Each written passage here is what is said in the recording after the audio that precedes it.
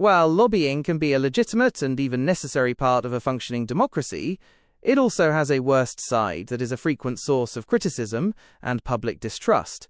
This negative side stems from the potential for lobbying to create an imbalance of power, lead to corruption, and distort the public interest. Here are some of the most significant criticisms and negative aspects of lobbying. Disproportionate influence of wealthy interests. The most common criticism is that lobbying amplifies the voices of those with the most money. Large corporations, powerful industry associations, and wealthy individuals can afford to hire sophisticated and expensive lobbying firms, while average citizens and smaller organizations often cannot. This can lead to policies that favor corporate profits over public welfare, such as tax breaks for large companies, weak environmental regulations, or lenient financial oversight. The revolving door. This refers to the practice of former government officials becoming lobbyists and using their connections and inside knowledge to influence their former colleagues. This creates a perception of a system where public service is a stepping stone to a lucrative career as a lobbyist, potentially compromising the integrity of officials' decisions while they are still in government. Corruption and unethical practices. While outright bribery is illegal, lobbying can create a gray area where gifts, campaign contributions, and lavish trips are used to buy access and influence.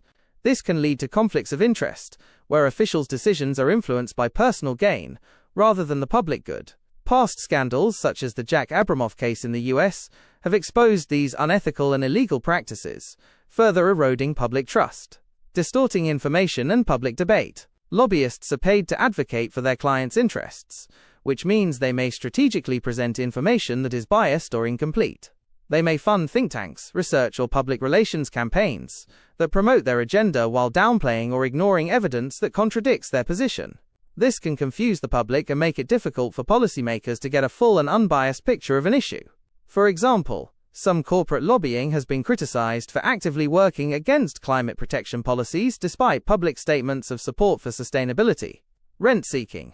This economic concept describes when individuals or groups use political influence to get a larger share of existing wealth, rather than creating new wealth. For example, a company might spend millions on lobbying to secure a government contract or a tax break, rather than innovating or becoming more efficient.